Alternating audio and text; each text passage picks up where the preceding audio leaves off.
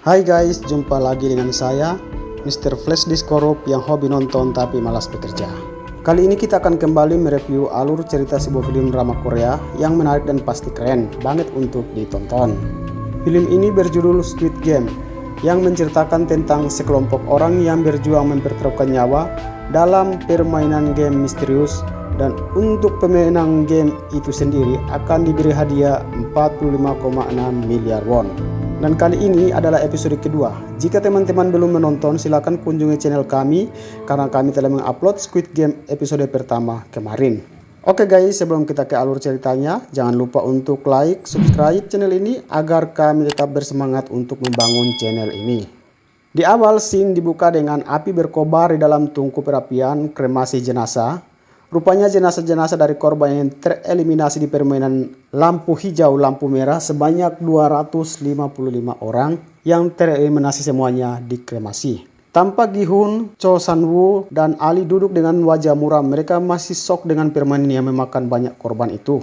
Tak lama kemudian, 9 orang petugas game berbaju sambung merah masuk untuk mengumumkan berapa banyak yang tereliminasi. Ada 255 orang yang tereliminasi, membuat peserta yang masih tinggal menjadi shock dan peserta-peserta wanita mulai menangis untuk meminta dibebaskan. Dan para pria mulai mengancam bahwa polisi akan melacak ponsel mereka.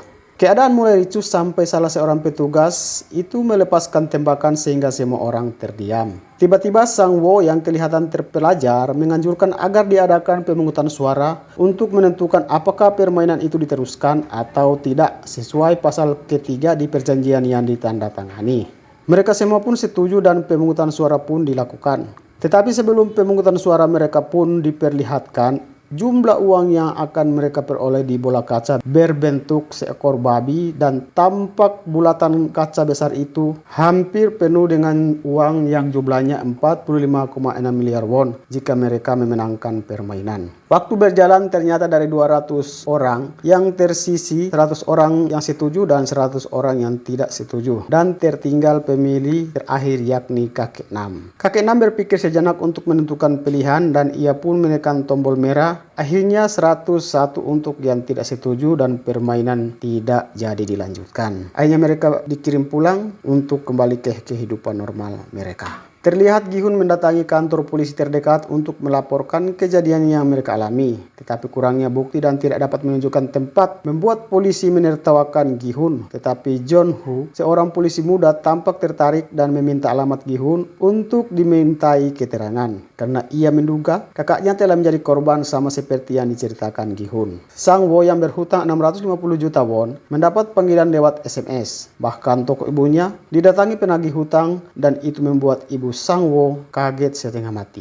Demikian juga dengan Ali yang menuntut gajinya sampai harus melakukan kekerasan penyerangan kepada manajer perusahaan. Sedangkan Gi-hun mendapati ibunya tidak ada di rumah karena ia harus menginap di rumah sakit karena penyakit diabetes. Ibunya keluar dari rumah sakit dan tidak mau diobati karena tidak punya uang. Hal itu membuat stres Gi-hun sampai-sampai ia harus memohon pinjaman kepada sahabatnya dan mantan istrinya, tetapi mereka pun tidak dapat membantu. Dalam keadaan pikiran buntu, Gi-hun duduk dan minum miras. Tetapi tiba-tiba ada seorang yang menyapa. Alangkah kagetnya ia, ternyata itu adalah kakek Nam. Kemudian kakek Nam duduk dengan Gi-hun sambil minum. Ia mengatakan untuk kembali ke permainan berikutnya. Karena ia tidak mau hidupnya sia-sia karena kakek Nam menganggap kehidupan nyata jauh lebih susah untuk dijalani. Suatu malam pintu berbunyi di depan kamar Sang Wo. Dalam keadaan mabuk, ia mencoba membuka pintu tetapi ia melihat ada kartu nama yang sama ia terima. Ia pun mengerti bahwa ia diundang untuk melanjutkan permainan.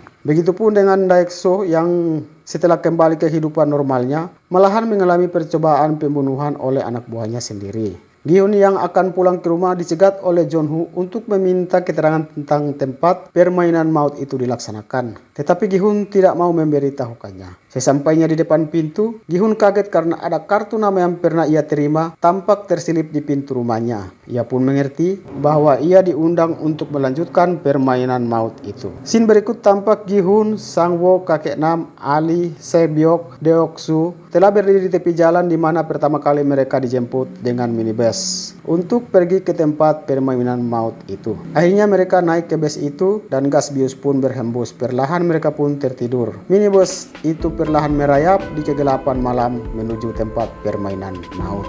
Oke guys, itulah alur cerita Squid Game episode kedua, dan pastikan untuk menyalakan tanda lonceng agar teman-teman selalu mendapat update video-video terbaru kami, karena kami akan berusaha untuk update video terbaru setiap hari. Oke guys, sampai jumpa lagi.